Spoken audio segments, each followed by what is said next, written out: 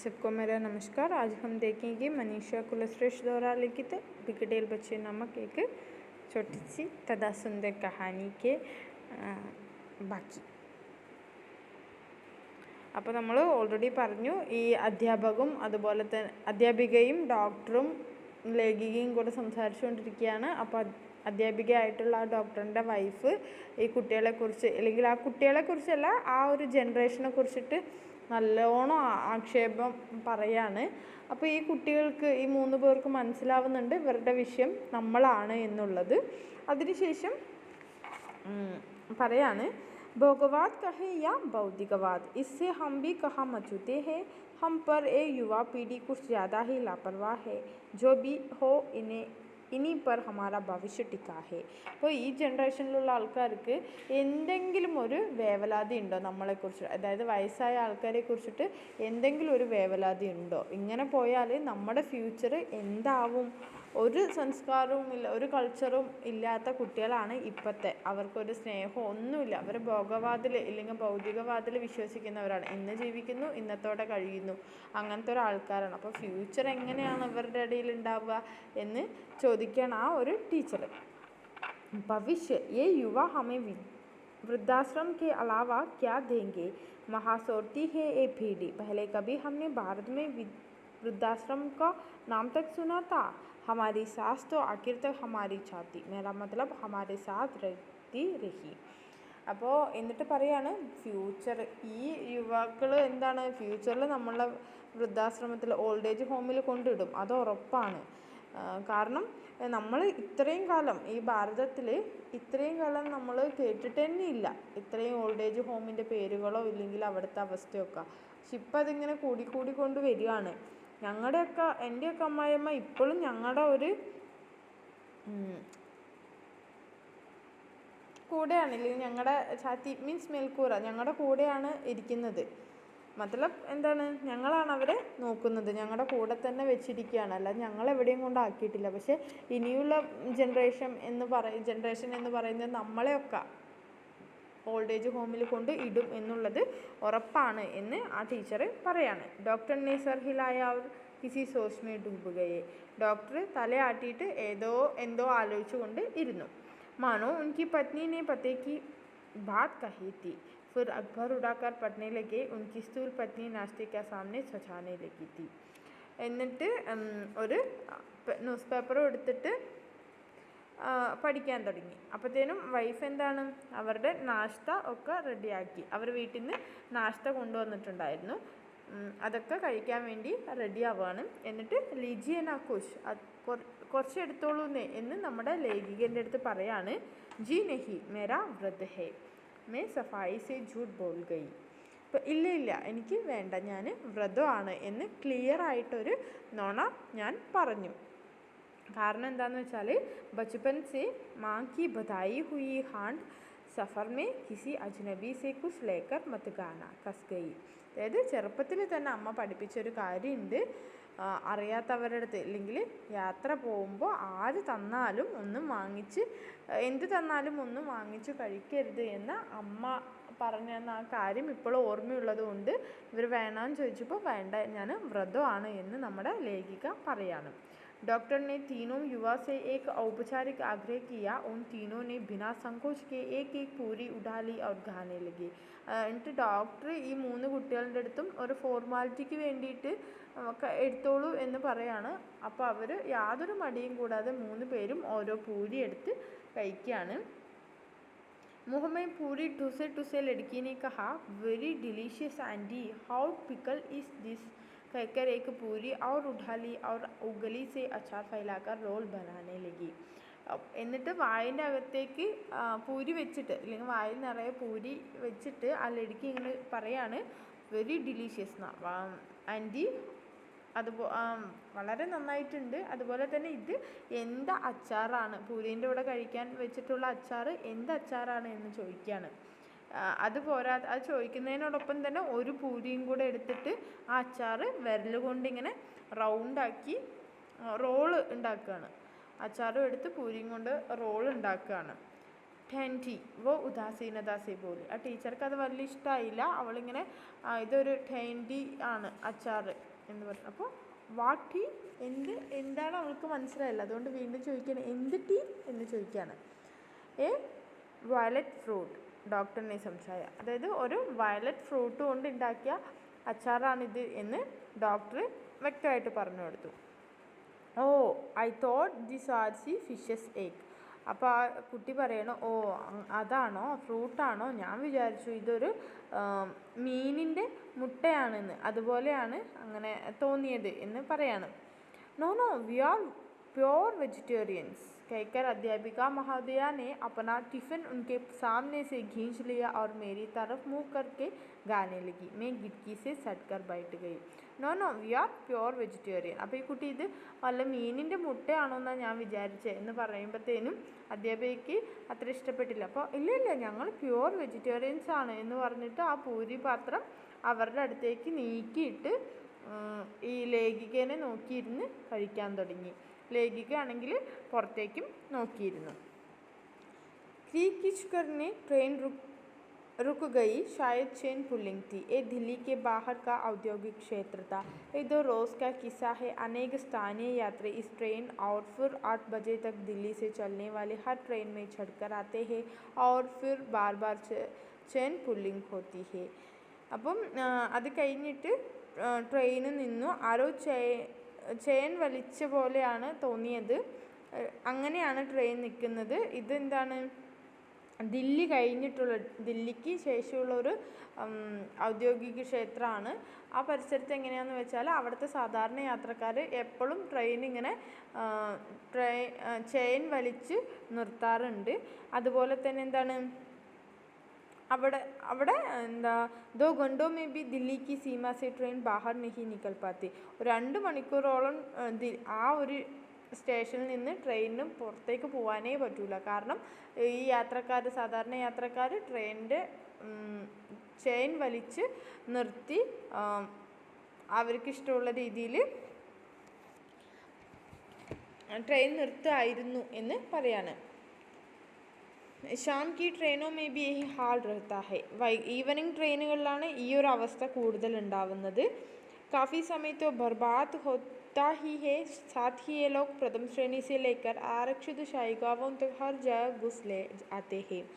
അതേപോലെ ഈ പ്രദേശത്തുള്ള യാത്രക്കാർ എങ്ങനെയാണെന്ന് വെച്ചാൽ ആദ്യത്തെ ഒരു ഫസ്റ്റ് ക്ലാസ് മുതൽ റിസർവേഷൻ കൗണ്ടറിൽ വരെ കയറിയിട്ട് അവിടുത്തെ യാത്രക്കാരെ ബുദ്ധിമുട്ടിക്കുകയായിരുന്നു. അതുപോലെ തന്നെ ഫിർ യാത്രിയോം കെ സാത്ത് ബദത്മീസി സെ പേഷ് ആത്തെ ഹേ. അവരുടെ അടുത്ത് മോശമായിട്ട് പെരുമാറുകയും ചെയ്യും. कोई लड़की या सुंदर महिला यात्री दिख जाए तो उससे सट कर बैठ जाएंगे. उसके संरक्षक आपत्ति करे तो झगड़ा. फिर तो ये लोग ट्रेन को चलने ही नहीं देंगे. അതായത് സുന്ദരിയായിട്ടുള്ള പെൺകുട്ടികളെയോ സുന്ദരിയായിട്ടുള്ള സ്ത്രീകളെയോ കണ്ടാൽ ഈ കയറി ഉപദ്രവിക്കുന്ന ആൾക്കാർ അവിടെ തന്നെ ഇരിക്കും. എന്നിട്ട് അവരെ ഓരോന്ന് പറയുമില്ലെങ്കിൽ നോക്കി എന്തെങ്കിലും പറഞ്ഞാൽ തന്നെ മതിയല്ലോ. അപ്പോൾ അവരുടെ കൂടെയുള്ളവർ ഇവരുടെ അടുത്ത് എതിർത്ത് സംസാരിക്കും. പിന്നെ അവിടെ അടിയും പിടിയാവും. പിന്നെ ട്രെയിനിന് പോവാനും പറ്റൂല.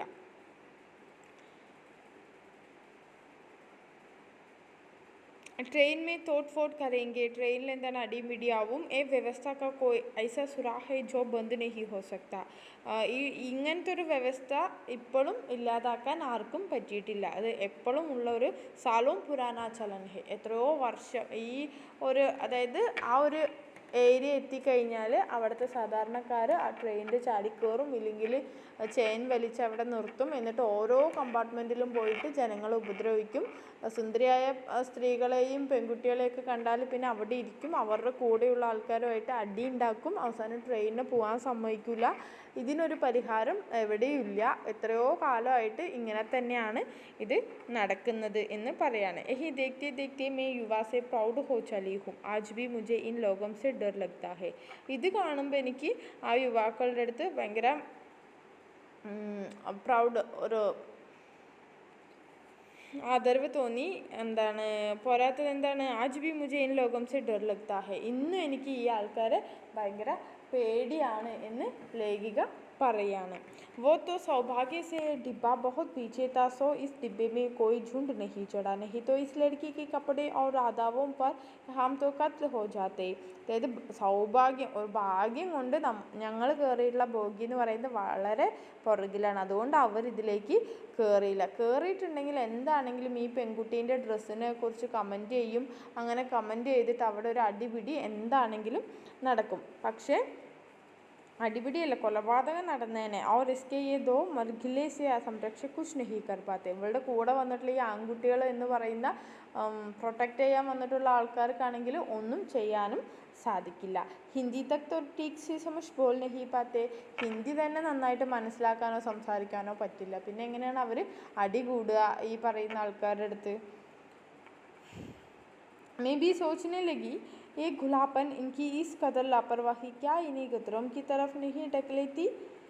അപ്പോൾ ഈ ജനറേഷനിലുള്ള ആൾക്കാരുടെ ഈ ഒരു തുറന്ന രീതിയിലുള്ള ഗുലാപ്പൻ, അവരുടെ ആ ഒരു ഫ്രീ മൈൻഡും ഇതുപോലെ ഇങ്ങനെ വീട്ടിൽ നിന്ന് വരുന്നതും ഒക്കെ വലിയ വലിയ ആപത്തുകളിലേക്ക് നയിക്കില്ലേ എന്ന് ഞാൻ ചിന്തിച്ചു. പഠായി കാം ധന്ദ കുഷ് കർത്തേ ബി ഹേ കി നഹി. ഇവർ പഠിക്കുന്നുണ്ടാവുമോ അല്ല അതോ അതിങ്ങനെ ക്വസ്റ്റ്യൻ രൂപത്തിലാണ് ചോദിക്കുന്നത്. കാം ധന്ദ കുഷ് കർത്തേ ബി ഹേ കി നഹി. ഈ സമയത്ത് ഇവർ വല്ല ജോലി ചെയ്യുന്നുണ്ടാവുമോ ഇല്ലെങ്കിൽ പഠിക്കുന്നുണ്ടാവുമോ? ഇതൊന്നും ചെയ്യുന്നുണ്ടാവില്ലേ? ഉമ്രത്തോ തേക്കോ, വയസ്സ് നോക്കിയാൽ മുഷ്കിൽ സെ 18-19 കെ ഹോങ്കെ. ഒരു 18-19 വയസ്സായിട്ടുണ്ടാവുള്ളൂ. ചെറുതിനാണെങ്കിലോ ചുട്കേത്തോ 15 കാ സാൽ ലഗ്താ ഹെ. ചെറുതിനൊരു 10-15 വയസ്സുണ്ടാവും. മൊത്തത്തിൽ ആ 3 പേരിൽ ചെറുതിന് 15 വയസ്സ്, വേറെ ഗേളിനും ബോയ്ക്കും ഒരു 18-19 വയസ്സ് അത്രേ ഉണ്ടാവുള്ളൂ. ഉസ് പർ കൈസെ ഹോങ്കെ ये दुस्साहसी माता पिता जो इन्हें अकेले दुनिया देखने भेज दिया. यही शायद ऐसे है विद्रोही किस्म के बिगड़ेल बच्चे. അതായത് ഇവരെ അച്ഛനും അമ്മയും എന്താണെങ്കിലും വീട്ടിൽ നിന്ന് പറഞ്ഞയക്കൂല, ലോകം കാണാൻ വേണ്ടി ഈ വയസ്സിൽ പറഞ്ഞയക്കൂല. ചിലപ്പോൾ ഈ കുട്ടികൾ വിദ്രോഹി കിസ്മിക്ക് ബിഗഡേൽ വെച്ച് എന്താണ് മിസ്ബിഹേവിയർ ആയിട്ടുള്ള ഈ ജനറേഷനിലെ പിള്ളേരായിരിക്കും, അല്ലാതെ വീട്ടുകാർ അയച്ചിട്ട് ഇവർ വരൂല. മൻ കിയാ കി മേ ബി കഹൂം ബ്ലഡി ഫക്കീൻ ബ്രേഡ്സ്. അപ്പം ഞാനും എൻ്റെ മനസ്സിൽ പറയും ഇവരെന്താണ് ബ്ലഡി ഫക്കീൻ ബേർഡ്സ് ആണെന്ന്. ഹമാരെ ഭി സക്പാടി സഹകർമ്മി ക്രിസ്ത്യൻ രഹേ ഹേ പർ ഐസ ഗുലാപ്പൻ കബി നഹി ദേഖ. എനിക്കും ഒരു ഫ്രണ്ട് ഉണ്ടായിരുന്നു, എൻ്റെ കൂടെ പഠിച്ചൊരു കുട്ടി, അതും ക്രിസ്ത്യനാണ്. പക്ഷെ ഇതുപോലൊരു ഓപ്പൺനെസ് ഇല്ലെങ്കിൽ ഫ്രീ മൈൻഡ് അവർക്ക് ഉണ്ടായിരുന്നില്ല. ക്യാ ഏ കിസി മുസീബത്ത് കോ സമജ്ദാരി സെ സുൽझा सकेंगे, खतरों से बच सकेंगे, छोड़ो मुझे क्या पड़ी है बाद में जाए. എന്നിട്ട് അങ്ങനെയാണ് ഇതൊക്കെ ഇങ്ങനെ ഇവരുടെ ഫ്രീ മൈൻഡ് ഇല്ലെങ്കിൽ ഈ ഗുലാപ്പൻ എന്ന് പറയുന്നത് ആപത്തുകളെ വിളിച്ചു വരുത്തുന്ന രീതിയിലുള്ള കാര്യങ്ങളല്ലേ. ഇവരെങ്ങനെയാണ് ആപത്തിൽ നിന്ന് ഇവർക്കിതൊക്കെ എങ്ങനെയാണ് ഇനി മനസ്സിലാവുക, അല്ലെങ്കിൽ ആപത്തിൽ നിന്ന് എങ്ങനെയാണ് രക്ഷപ്പെടുക എന്നൊക്കെ ഇവരെങ്ങനെ ആലോചിച്ചിട്ട് പറയാണ്, അതൊക്കെ ലീവ് ഇറ്റ്, മുझे क्या पड़ी है, എനിക്ക് എന്താണ് ഛേദം, ഇവർക്ക് എന്തെങ്കിലും ആയിപ്പോയാൽ എനിക്ക് എന്താണ്, ഒന്നുമില്ല, ബാഡ്മേ ചായ, गो टू हेल. അതങ്ങനെ പറഞ്ഞിട്ട് अच्छा ही हुआ जो मैंने अपने बेटे बेटी के बहुत संयम और कठोर अनुशासन में पाला है. बड़ा तो चलो ठीक है, दिल्ली IIT में पढ़ रहा है, पर निशी मैंने एक ठंडी सांस ली. ट्रेन धीमे धीमे सरक रही थी. ഞാൻ എന്താണെങ്കിലും ഇവരെക്കുറിച്ച് ചിന്തിക്കേണ്ട കാര്യമില്ല, ഞാൻ എൻ്റെ മക്കളെക്കുറിച്ച് ചിന്തിച്ചാൽ പോലെ. ഞാൻ എൻ്റെ മക്കളെ നന്നായിട്ട് തന്നെയാണ് വളർത്തിയത്. ആൺകുട്ടീനെയും പെൺകുട്ടീനെയും നല്ല രീതിക്കാണ്, അനുശാസനം എന്ന് വെച്ചാൽ ഡിസിപ്ലിനോടുകൂടിയാണ് വളർത്തിയത്. മകൻ അവൻ നല്ല രീതിക്കാണ് ഇപ്പോൾ പോകുന്നത്, ദില്ലി IITയിലാണ് പഠിച്ചുകൊണ്ടിരിക്കുന്നത്. പക്ഷെ നിഷി മോളാണ്, നിഷി എന്ന് പറഞ്ഞിട്ട് അവരൊരു തണുത്ത ശ്വാസം ഉള്ളിലേക്ക് എടുക്കുകയാണ്. ട്രെയിൻ ധീമേ ധീമേ സരക് രഹി ഹെ. ട്രെയിന് പതുക്കെ പതുക്കെ മുന്നോട്ട് നീങ്ങി. मैंने स्वयं से सवाल पूछा, क्या मैंने बच्चों को सुरक्षित और कठोर अनुशासन में रखकर बहुत महान काम किया है? क्या निशी इस कठोर अनुशासन और अतिरिक्त सुरक्षित वातावरण में पलकर बेहद दब्बू बनकर नहीं रह गई? बस शादी कर देने पर से हमने क्या उसे सुरक्षित कर दिया? നിഷി എന്ന് പറഞ്ഞിട്ട് ആലോചിക്കുകയാണ്, ഞാനിങ്ങനെ സ്വയം കുട്ടികളെ ഭയങ്കര ഡിസിപ്ലിനായിട്ട് വളർത്തി എന്നൊക്കെ പറയുന്നുണ്ടല്ലോ, അതിലവർ ഓക്കെ ആയിരുന്നോ എന്ന് സ്വയം ചോദിക്കുകയാണ്. എന്നിട്ട് പറയാണ്, ഈ ഒരു കഠോർ അനുശാസൻ കാരണം നിഷിൻ്റെ ഒരു അവളുടെ ചുറ്റുപാട് സുരക്ഷിതമായിരുന്നോ? അവൾക്ക് എന്താണ് പുറത്ത് പോവാൻ പോലും ഒരു ദബ്ബു ബൻകർ നഹി രഹ് ഗയി. അവൾ എന്താണ് വളരെ ഒരു പൊട്ടിപ്പെണ്ണായിട്ടാണ് ഇപ്പോഴും വളരുന്നത്. ബസ് ഷാദി കർ ദേനെ ബർ സെ ഹംനെ ക്യാ ഉസെ സുരക്ഷിത കർ ദിയ. വേഗം കല്യാണം കഴിച്ചു കൊടുത്തിട്ട് ഞങ്ങൾ അവളെ സുരക്ഷിത ആക്കിയതാണോ എന്നൊക്കെ ഇവൾ ഇങ്ങനെ ഈ ലേഖിക ഇങ്ങനെ ആലോചിക്കുകയാണ്. മകളെ വേഗം കല്യാണം കഴിച്ചു കൊടുത്തു, എന്നിട്ട് അവളിപ്പോൾ ഓക്കെ ആണോ, അവളിപ്പോൾ അതിൽ സുരക്ഷിതയാണോ, അവൾ ഹാപ്പി ആണോ, ഞാൻ അവരെ ഭയങ്കര അനുശാസനോടുകൂടിയാണ് വളർത്തിയത്, പക്ഷെ അതിൽ അവർ എത്രത്തോളം ഹാപ്പിയാണ്, എത്രത്തോളം സേഫാണ് എന്നൊക്കെ ഈ ലേഖിക ആലോചിക്കുകയാണ്. अपनी होनहार MBA लड़की को मुंबई जाकर एक मल्टीनेशनल नौकरी नहीं करने दी. हम दोनों ही डर गए थे. कितना रोई थी वह, पर हमारा मन नहीं माना. അവൾ എന്താണ് MBA കഴിഞ്ഞൊരു കുട്ടിയാണ്. ബോംബെയിൽ പോയിട്ട് ഒരു മൾട്ടിനാഷണൽ കമ്പനിയിൽ ജോലി ചെയ്യണമെന്ന് ആഗ്രഹം ഉണ്ടായിരുന്നു. പക്ഷെ ഞങ്ങൾ സമ്മതിച്ചില്ല. കാരണം ഞങ്ങൾക്ക് രണ്ടുപേർക്കും പേടിയായിരുന്നു. അവൾ ഒരുപാട് വാശി പിടിച്ച് കരഞ്ഞു, പോകണമെന്ന് പറഞ്ഞിട്ട് കരഞ്ഞു. പക്ഷെ ഞങ്ങൾ അവളെ അയച്ചില്ല. ബാഹരി ദുനിയ, പുറത്തുള്ള ലോകമാണ്. യാനി ഗത്രോം സെ ഭരി ദുനിയ, ആപത്തുകൾ നിറഞ്ഞ ലോകമാണ്. കറോ നൗക്കരി, ഞങ്ങൾ പറഞ്ഞു പുറത്തൊന്നും പോകണ്ട, ഇവിടെ ഇരുന്ന് ജോലി ചെയ്തോ എന്ന്. യാ ഫിർ കർ ദിയാ കി ഷാദിക്ക് ബാദ് കർ ലേന നൗക്കരി പതി ചാഹേ തോ. പിന്നെ പറഞ്ഞു, ആദ്യം പറഞ്ഞു ഇവിടെ നാട്ടിൽ നിന്നിട്ട് ജോലി ചെയ്താൽ മതി എന്ന്. പിന്നെ പറഞ്ഞു അങ്ങനെ നീ ഇപ്പോൾ ജോലിയൊന്നും ചെയ്യണ്ട, കല്യാണം കഴിഞ്ഞിട്ട് വേണമെങ്കിൽ ചെയ്തോ, അതും ഹസ്ബൻഡിന് ഇഷ്ടമുണ്ടെങ്കിൽ ജോലി ചെയ്തോ എന്ന് പറഞ്ഞു. പക്ഷെ ഇപ്പോഴോ एक पैसे को पति का मुंह देखती है. कखनी को बड़ा बिजनेस है उसके परिवार में, पर 3 भाइयों में सबसे छोटा उसका पति हमेशा बेवकूफ़ बनता है. പക്ഷെ വലിയ പൈസക്കാരാണ് ഹസ്ബൻഡിൻ്റെ ഫാമിലി. പക്ഷെ ഓരോ പൈസയ്ക്കും വേണ്ടിയിട്ട് ഹസ്ബൻഡിൻ്റെ അടുത്ത് എന്നും ചോദിക്കണം. ഇവൾക്ക് എന്താവശ്യമുണ്ടെങ്കിലും ഹസ്ബൻഡിൻ്റെ അടുത്ത് ചോദിക്കണം. അവർ 3 ആൺകുട്ടികളിൽ ഏറ്റവും ചെറുതാണ് ഇവളുടെ ഹസ്ബൻഡ്. അതുകൊണ്ട് തന്നെ എന്താണ് ഭയങ്കര ബേവ്കൂഫാണ്, ഭയങ്കര ലാളിച്ച് വളർത്തിയത് കൊണ്ട് ഒരു മണ്ടനെ പോലെയാണ്. ഖാനെ പീനേക്ക് കമി നഹി, ബഡാ ഘർ ഹേ, സംയുക്ത പരിവാർ ഹേ. ആ വീട്ടിലാണെങ്കിൽ കഴിക്കാനും കുടിക്കാനും ഒന്നും ഒരു കുറവുമില്ല, കൂട്ടുകുടുംബമാണ്, നല്ല കാശുള്ള ഫാമിലിയാണ്.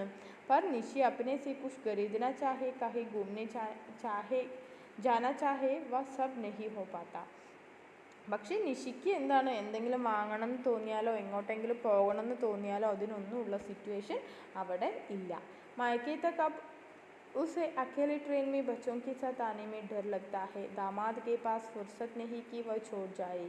बस उसी को तो लेने जा रही हूँ. निशी के पापा डायबिटिक है, वो घर से नहीं निकलते. മായകെ അമ്മ വീട്ടിലേക്ക് വരികയാണെങ്കിൽ പോലും അവൾക്ക് കുട്ടികളെ എടുത്തിട്ട് ഒറ്റയ്ക്ക് ട്രെയിനിൽ വരാൻ ഭയങ്കര പേടിയാണ്. അതുപോലെ തന്നെ ദാമാതാവിനും ഇഷ്ടമില്ല, മരുമോനും ഇഷ്ടമില്ല. അവളെ മീൻസ് അവനും ഒഴിവൊന്നുമില്ല, അവളെ കൊണ്ട് വിട്ടിട്ട് പോകാനുള്ള ഒഴിവ് അവനും ഇല്ല. ഞാനിപ്പോൾ പോകുന്നത് എന്താണ്, ഞാൻ പോകുന്നത് അവളെ വിളിക്കാൻ വേണ്ടിയിട്ട് പോവുകയാണ്. അവൾക്ക് ഒറ്റയ്ക്ക് വരാൻ പറ്റില്ല, മരുമോന് അവളെ കൊണ്ടുവിടാനുള്ള സമയമില്ല. ഇപ്പം ഞാൻ മെനക്കെട്ട് ഈ ട്രെയിനിൽ യാത്ര ചെയ്യുന്നത് നിഷീനെ വീട്ടിലേക്ക് വിളിച്ചിട്ട് വരാനാണ്. കാരണം നിഷിൻ്റെ അച്ഛൻ ഇപ്പോൾ ഡയബറ്റിക് ആയിട്ട് കിടക്കുകയാണ്, അവർക്ക് വീട്ടിൽ നിന്ന് പുറത്ത് വരാൻ പറ്റില്ല. അതുകൊണ്ടാണ് ഞാൻ ഈ അവസ്ഥയിൽ ഞാൻ ഈ ഒറ്റയ്ക്ക് ഇത്രയും ദൂരം യാത്ര ചെയ്ത് നിഷീനെ വിളിക്കാൻ പോകുന്നത് എന്ന് ലേഖിക ആലോചിക്കുകയാണ്. आज निशी आर्थिक रूप से स्वतंत्र होती तो निशी को उन्होंने उसकी पसंद से शादी करने दी होती तो आज निशी का चेहरा इस सामने बैठी लड़की सा चमकता. എന്നിട്ട് ഇവർ ആലോചിക്കുകയാണ്, ഇന്ന് ഇപ്പോൾ നിഷീനെ അവളെ ഞാൻ ഫിനാൻഷ്യലി അവളെ എന്താണ്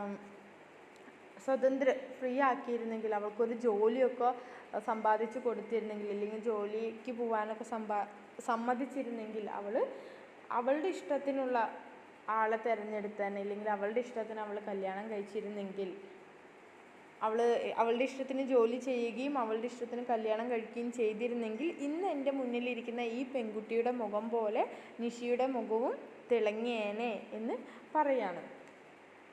27 साल की उम्र में वह 35 की नहीं लगती. हर लड़की सा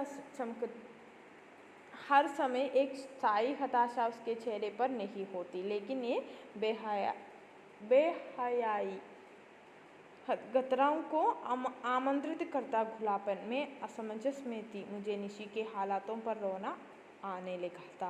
അപ്പോൾ ഈ അമ്മയ്ക്ക് നിഷീനെ മകളെക്കുറിച്ച് ആലോചിച്ചിട്ട് സങ്കടം വരാൻ തുടങ്ങി. ഈ ഒരു ചെറിയ പ്രായത്തിൽ തന്നെ അവൾക്ക് എന്താണ് ഇരട്ടി പ്രായം തോന്നിക്കുന്ന രീതിയിലുള്ള ഭാവങ്ങളാണ് മുഖത്ത്. എപ്പോഴും ഒരു സങ്കടം, നിരാശ നിറഞ്ഞ മുഖമാണ്.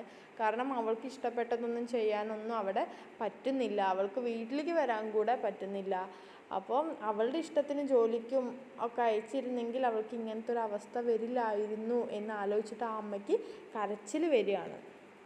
सामने की सीट पर बूढ़ा लड़का और लड़की एक दूसरे के ढलके सो रहे थे. टबोनियर के ऊपर हैलत और रीड्स डाइजेस्ट भी रखी थी. चीप मैगजीन आधा खुली ट्रेन के फर्श पर लौट रही थी. तो आज का युवा सब कुछ पढ़ता है. चुटके ने फिर वाकमान चला लिया था, पर इस बार थोड़ा कम लाउड. डॉक्टर और उनकी पत्नी बड़ी तलीनता से रमी घेर रहे थे. मुझे अपना आप अचानक बहुत अकेले लगा. അപ്പോൾ ആ സമയത്ത് ഇവളിതൊക്കെ ആലോചിച്ച് കഴിഞ്ഞിട്ട് മുന്നിലേക്ക് നോക്കുമ്പോൾ ആ ആൺകുട്ടിയും പെൺകുട്ടിയും ഉറങ്ങുന്നുണ്ട്. അവരുടെ കയ്യിലുണ്ടായിരുന്ന ആ മാഗസിൻ പകുതി തുറന്ന് അവിടെ വെച്ചിട്ടുണ്ട്. ചെറിയ ആൺകുട്ടിയാണെങ്കിൽ വാക്മാൻ കേൾക്കുന്നുണ്ട്, പക്ഷെ ഇപ്പോൾ ചെറിയ ശബ്ദത്തിലാണ് കേൾക്കുന്നത്. ആ ഡോക്ടറും അവരുടെ വൈഫും റമ്മി കളിച്ചുകൊണ്ടിരിക്കുകയാണ്. ആ സമയത്ത് ഈ ലേഖികയ്ക്ക് അവർ ഈ ലോകത്ത് ഒറ്റയ്ക്കാണ് എന്ന് തോന്നിപ്പോയി. पैर लड़के लड़के सूझ आए थे, बल्कि सुन पड़ने लगे थे. मैंने उन्हें ऊपर कर लिया. ट्रेन तेज रफ्तार से उष्ण खड़ीबंदी जंगलों से गुजर रही थी. अप्रैल का महीना था और मौसम गर्म होने लगा था. सुबह के 10 बजे ही दोपहर का सा एहसास हो रहा था. भूख भी लग आई थी, पर मेरे पास क्या धरा था? 3 सेब, एक सैंडविच. एक बुला भड़का चाय वाला उधर से गुजरा तो मैंने उसे रोका. എന്നിട്ട് ട്രെയിൻ ഇങ്ങനെ പോവുകയാണ്. നട്ടുച്ചയ്ക്കാണെങ്കിലും നല്ല തണുപ്പുണ്ട്. ഈ ലേഖികയ്ക്കാണെങ്കിൽ വിശക്കാനും തുടങ്ങി. കാരണം ഒന്നും കഴിച്ചിട്ടില്ല. അവളുടെ കയ്യിലാണെങ്കിൽ ഉള്ളത് ഒരു 3 ആപ്പിളും ഉണ്ട്, ഒരു സാൻഡ്വിച്ചും ഉണ്ട്. അത് ഭയങ്കര ആശ്ചര്യത്തോടെയാണ് അവൾ പറഞ്ഞത്. 3 സേബ് ഏക് സാൻഡ്വിച്ച്. അതൊന്നും അവൾ കഴിക്കാൻ ഇഷ്ടപ്പെട്ട ഒരു സാധനമായിരുന്നില്ല. എന്നിട്ട് ഇങ്ങനെ ഇരിക്കുമ്പോഴത്തേനും ഒരു ചായവാല അതിൽ കൂടെ പോകുന്നുണ്ടായിരുന്നു. അപ്പോൾ അവൾ ചായക്കാരനെ നിർത്തി, മീൻസ് ചായ വേണമെന്നുള്ള രീതിയിൽ അദ്ദേഹത്തെ വിളിച്ചു.